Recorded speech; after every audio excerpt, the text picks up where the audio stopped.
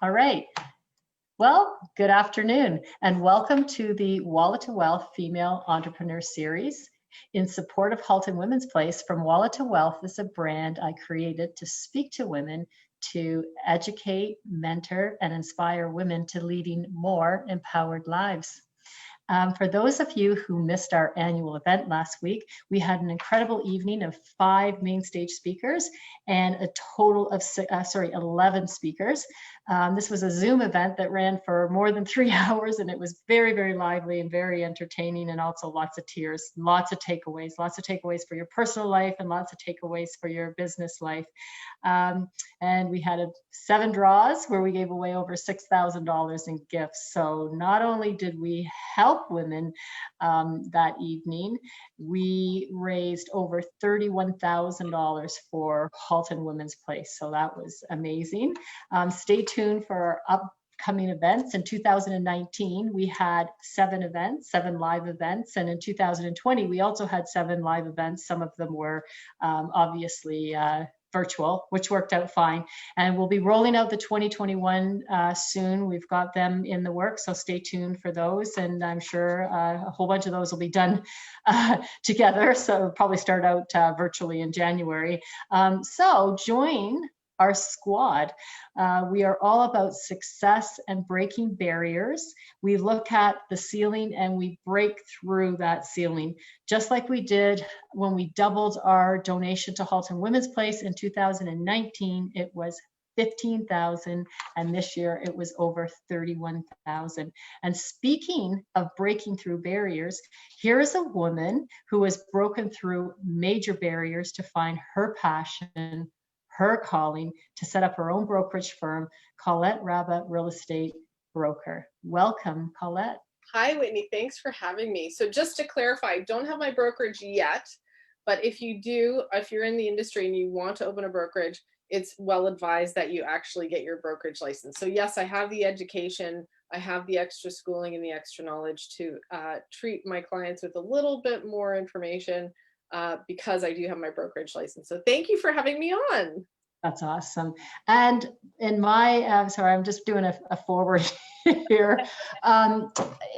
So in my, my feeling around you is that you are going to have more realtors working with you. You've got the knowledge, you're building the space, you're building your own brand, and you're going to do it. So I get to watch you do it. Thank you.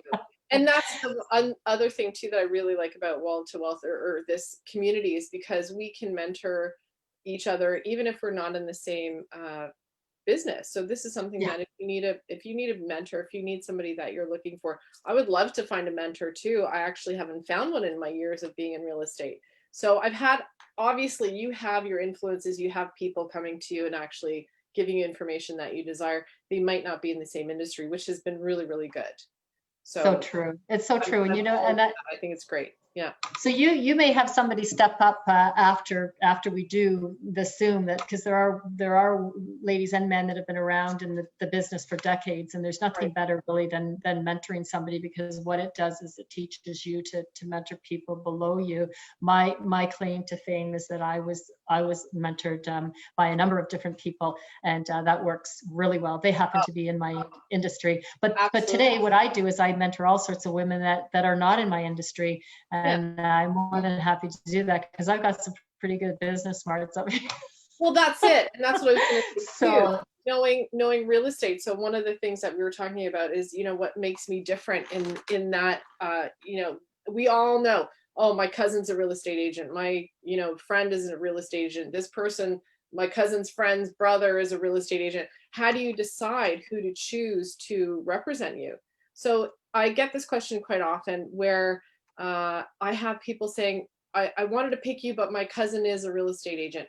So I always recommend, would you get your hair cut by that cousin? Or, you know what I mean? Like, is it something that they're really good at what they do? So you should always interview at least 3 people, no matter what, if it's a real estate agent or a lawyer or somebody to fix your car. We always interview more than one. So as a friend or your relative is somebody that might not choose me or might not know what I do or what I specialize in, I always say, interview me. If you don't like me, absolutely no harm done, no bad feelings. Like, this is something that you have to resonate. I'm sure you get the same thing. What makes you different in your space? So you ask yourself that, what can I say to people? How do I do it? So you give that person a chance, but you say, okay, this is why I chose the other person, because they have X, Y, and Z, and only, that person can get better if they choose to be in that space. Or you don't do the same things. Real estate agents, I can't say I can help everybody. I don't do commercial. I don't help tenants, but I help landlords. So things like that, interview who you want before you choose a real estate agent to hire you or to represent you. So the other thing too, I feel like I have so much to say. What can I say? So I think the same thing with your space too, and I'm sure you can hear that from other people in business, that you have to know, like, and trust, right? That's the one thing you have to do first. So if you get to know me, yes. If you get to know Whitney, know what she stands for, what she's about. That's how I like to find my clients. I don't advertise. I don't flyer my neighborhood. I have repeat and referral clients. That's pretty much all my business that I do. But I choose to work with clients too. So I don't work with That's the best way. Yeah. So generally what we do is we try to get to know, who our speaker is. So just a little bit, we talk about limiting beliefs, because that seems to be such a big thing today. So just tell us a little bit about messages that you heard or still heard when you were growing up. They could be through your, generational conversations, or they could just be societal messages. What types of messages did you have when you were growing up that either limited your beliefs or expanded your beliefs? Well, yeah, I think so I'm first-born generation Canadian. My dad is Middle Eastern and my mom is German. So two very different cultures there, how they got together, and they chose Canada, which I'm very happy they chose, because as a woman, we have a lot of opportunities, and we don't realize that we have so many opportunities that other countries don't have, even in today's time and age. I found that when I was growing up, I have brothers and I have uncles in from the Middle Eastern side of things, where it was like, okay, well, what are you doing to find your husband that's going to take care of you? What are you going to do to better yourself? Are you pretty? Are you, you don't have to be so smart, but you should know how to cook, and you should be pretty. And don't talk. That was the other thing too. Don't speak. So to really grow up in that household, to think, oh my gosh, like, my self-worth is really based on what kind of husband I can find, or I'm not good enough by myself. I need someone to help me be the person that the best form of myself. So growing up with that and really thinking, like, that self-esteem, that self-worth, it's really debilitating. So until you get to that point in your life where, and you know what, to be quite honest, I know I can pinpoint in my life the women that have said you're worth it, said you can do it, you're amazing, you're smart, you have ability, you don't need anybody, to make you whole. This whole thing of, like, my better half, that sort of thing, when people say that about relationships, makes me crazy. But anyway, it's up to you if you want to say that. But this is the thing. In my life, there have been certain people, women, that I can say have changed my life with one conversation. So that's what I like to be as well. I have kids. I can't be a hypocrite and say, oh, I stayed in this family business because that was the road that was set out for me. I didn't want to go down that road. It wasn't right. I chose another one. And then to have children and to say, I can't tell my kids, you can do whatever you want and not do it yourself. Yeah. Don't you agree? Good for you. So yes. Oh, absolutely.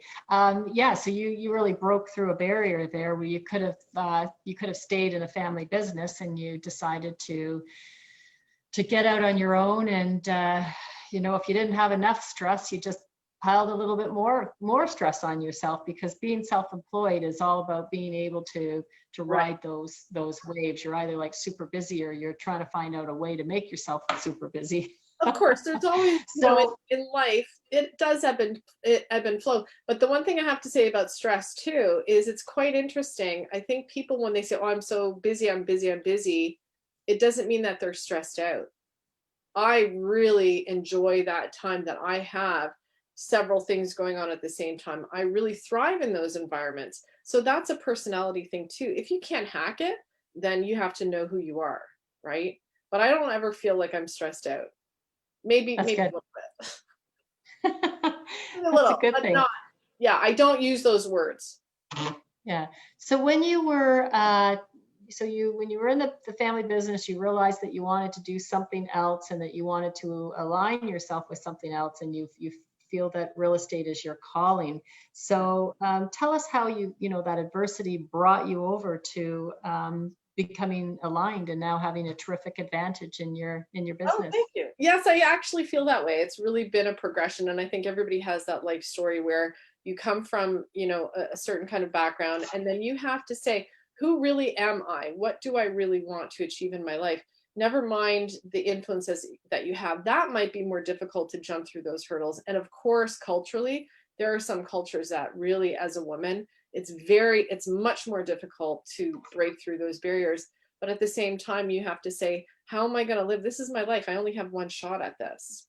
What do I Yeah. want to do? Do I want to stay under this kind of ridiculous, either religious or social, economic kind of ideals that we have for each other? That, oh, I'm not educated. I can only get this far, or I'm, because of my background, because of my parents and their limiting beliefs, do I have to stay at this level? This is something that we all have to work through. And that's, again, to go back to mentorship. This is something that we all need, that kind of positive reinforcement, or that thing like, do you not look in the mirror and see how amazing you are and how great things and how much you have to offer other people? Sometimes you actually don't see that. I can say that about myself. You don't look in the mirror and go, I'm awesome. Like, you don't. But you have other people out there. You have your cheerleaders. You have your fans that think you're amazing and what you do is incredible. And that's really, when we look at real estate, to go back to real estate, to see how we all see, oh, I'm number one and I've sold a bazillion houses and a bazillion dollars worth of real estate. That's not it for me. That will never drive me. It's how can I help you get what you want out of a home, out of an income property. The progression of my life was family business, got myself educated. I went I didn't even go to university. I went to college. Didn't like what I was doing currently, went back to college, did some more studies, read everything I could, talked to everybody I could about this kind of real estate business and what it means to be successful in the business, but also for yourself. You could be selling $1 billion homes or billions of dollars worth of homes and still not feel successful. So these are the questions you have to ask yourself in whatever business. See where I'm going? So this is Yes. the whole thing with me. I didn't like something, I changed. I didn't like something, I changed. But it's an evolution as well, where I took the knowledge I gained by doing renovations, let's say, for one example. Did my own renovations for years, did renovations, small renovations just for friends and stuff. I got my knowledge base. That way, when I show houses, I can say, that's going to cost you $10,000 to fix. New windows, that's going to cost you this much to replace all your windows. The furnace is old, you should change it. This is not an inspector. This is just me from knowledge, your life experience of seeing so many houses and seeing the structure of a house or how old a house is. Yeah. So this knowledge base, not everybody has going into the business. So this is something I offer to buyers. If they don't want to sign anything, they're not sure if they want to choose me, we'll go and I'll show you a house, and you can see for yourself the difference it makes to go through a house with somebody like me versus another realtor that might just stand at the door and say, okay, go ahead, see the house. So that's just one little thing I do. That's awesome. Thanks. You've got the knowledge. Like you've got the whole knowledge and how, right from the beginning of the deal to the end of the deal. So tell us about the business that you've built. So going from, I went back to school the first time for graphic design, which is, that was a long time ago. But then I went into, and I really liked the idea of something creative. Yeah. So then I went back to school when I was pregnant and I had a full-time job. I went back to school, got my decorating diploma. wanted to be a designer, but then they changed the course, and that sort of led to me opening my own business as a decorator, then doing staging, then talking to agents and not really seeing their value when they talk to their clients. And I went, maybe somebody needs to step up into that environment of real estate to really give people what you were saying before. It's customer service. So even though I'm called a salesperson, it's actually service. So the service that you get, and and real estate is one of those things where, I think with your clients too, you have to know a lot about a lot of things. It's not just about negotiating. Yes. It's not just about seeing the house and the bones. It's also being able to read people and knowing I'm on the other side of this deal. What does that agent want? What do those clients want? So you can come up with the best scenario for both parties.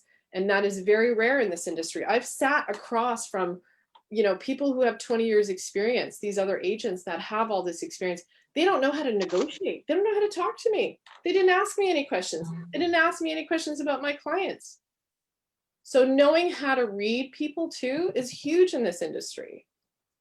How do you learn that? Yeah, so that's really know your client. You really need to know your client today. And as far as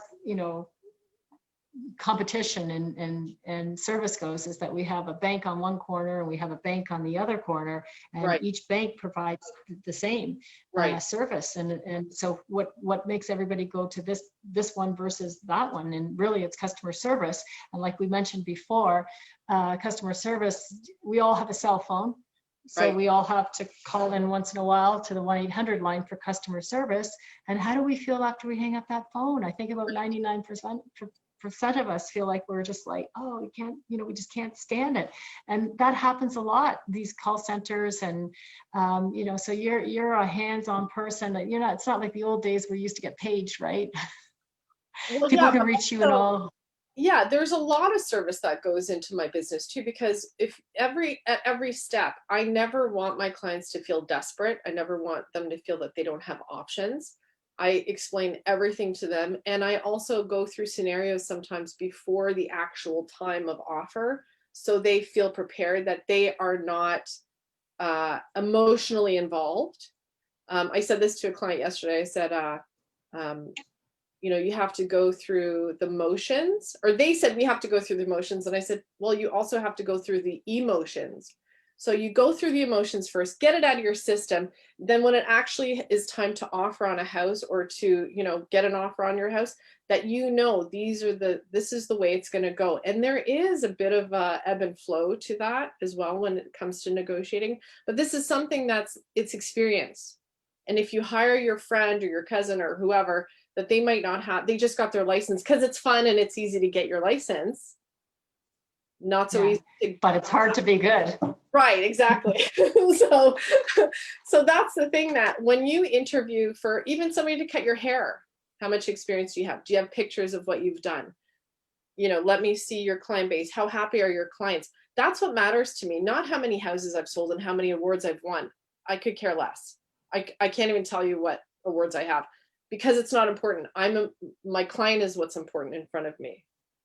So that's the difference that I think I make when somebody hires me. They get all of me. They don't get a team member. They don't get this kind of associate or that. They get me. Whenever you want to reach me,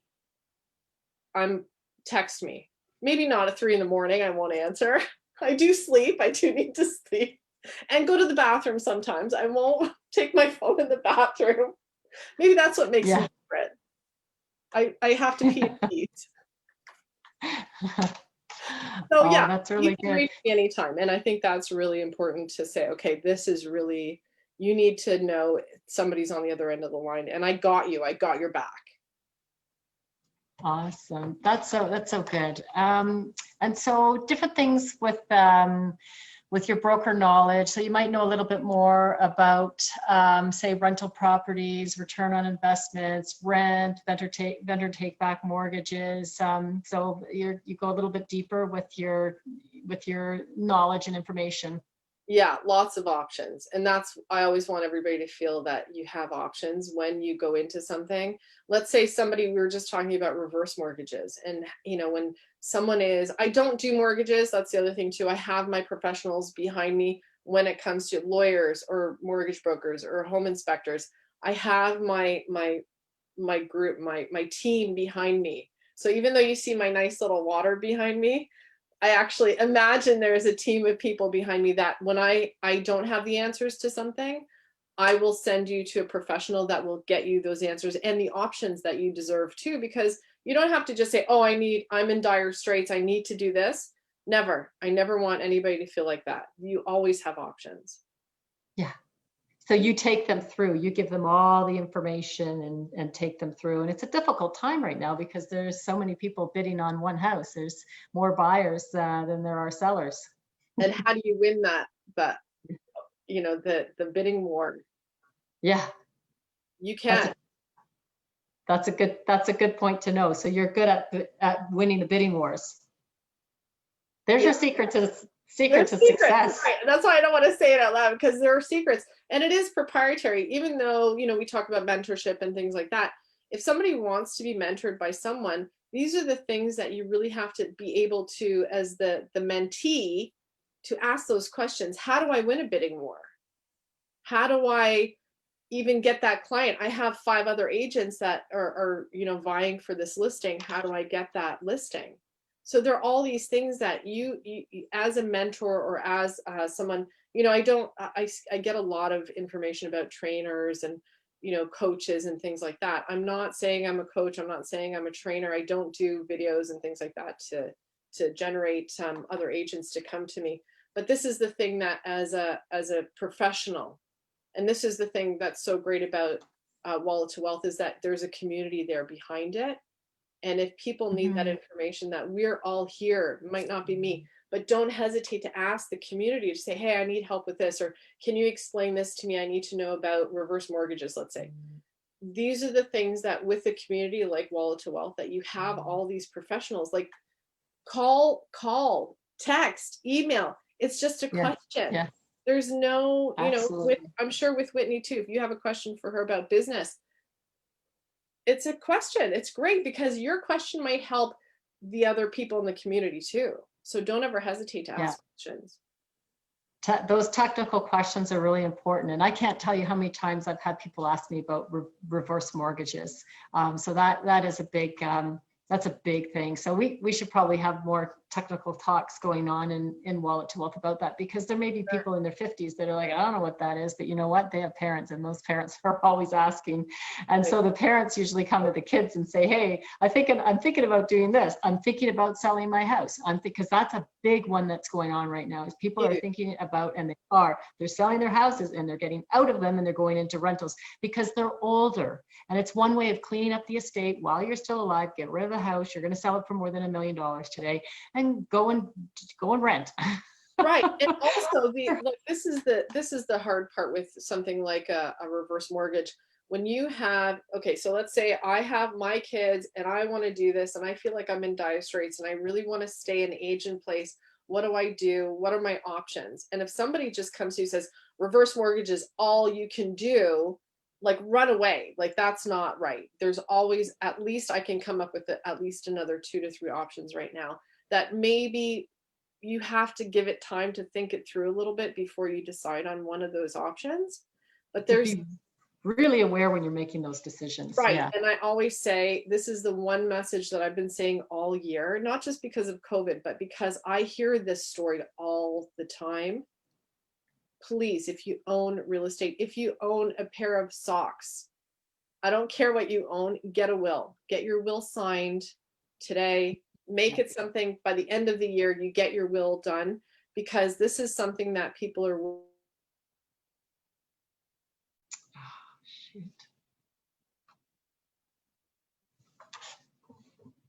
within that too. And I don't, you know, I know we have not a lot of time today, but these are the questions that if you do have a family member, you can broach it to them to say, hey, what have you done?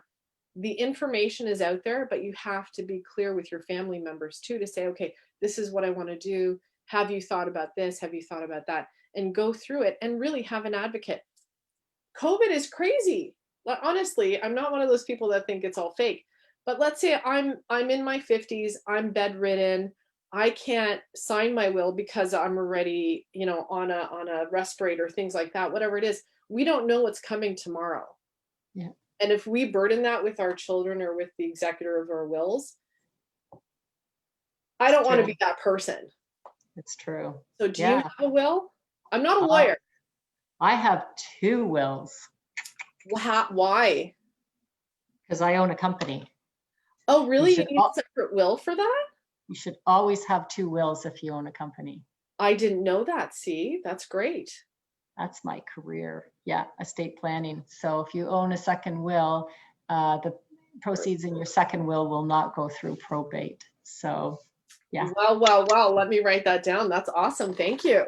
And I also have testamentary trusts in my will, and I have real estate trusts in my will. So that should be a show. The will is very creative, and it's one of the things that I absolutely love doing is sitting down and doing somebody's estate planning, because it can be very creative. And so that'll be another conversation that we can get into. Huge. So just for the last question, just because I settle a lot of estates, it's just my job. So if it's clear, it'll work out. If it's not clear, it's not going to work out. So it's kind of the same thing with business. If you want to make a few $1 million a year, you have to be really clear about what you're doing, what your message is. Right. So the last question I wanted to ask you is, what's next? What's next in your business? What do you see? Oh my gosh. Well, this is the funny thing. I can't sit still. If you don't know me yet, I can't sit still. So I'm always doing something. I'm actually in the middle of writing a screenplay right now. That's a whole different side of me. That's something different. But I really find that I'm continuing on with my business. I love what I do. And if you please follow me on Instagram, that's my main social media, where I really get to have a little bit of fun too. So I'm very lighthearted when it comes to things like showing houses. I show a lot of like, oh my God, I can't believe there's still a carpet in the bathroom pictures. So stuff like that. So if you want a little lighthearted, I'm not a hard sell. I don't say, this listing, this and that. It's very lighthearted. Once you get to know me, you'll know that I try and make the experience fun as well. It is heavy. It's a lot of money. I get that. I'm very serious about what I do, but if you like to have a little bit of fun too, and my house, this is something that we talk about too, to make it the least stress, a stressful moment in your life. That transition between selling or buying a house can be very, very stressful. I try and help people not feel that pressure and not feel that stress too. So what's next for me? Who knows? Lots of things, but I'm just going to keep going, helping my clients. Sky's the limit. Yeah. Sky's the limit. Sky's the limit. Sky's the limit. Okay, well, thank you so much for joining us today. We usually run earlier in the day, but I had the tech issues here in the cottage, so hopefully everything all worked out well today. And I'm really happy to have had you here to get to know you and really to share in the group about the tips. I mean, I do have a lot of technical knowledge, and I probably should be sharing the information the same as you. We kind of get talking about other stuff, but I'm more than happy to get into joint posts and talk about all these things, because it is really important. People just don't know, or they're like, why should I, or who do I trust? So I know I trust you. Well, thank you for having me. This has been really great. I know we have to go with the flow sometimes when there's technical difficulties, and that's totally fine. I understand. And I know there's a lot of storms out there today. So everybody stay safe, get your snow tires on, get your will done. What else can I say? Yeah, awesome. Okay, we'll talk again. Thanks, everybody. Have a great day. You take care. Okay, bye-bye. Bye.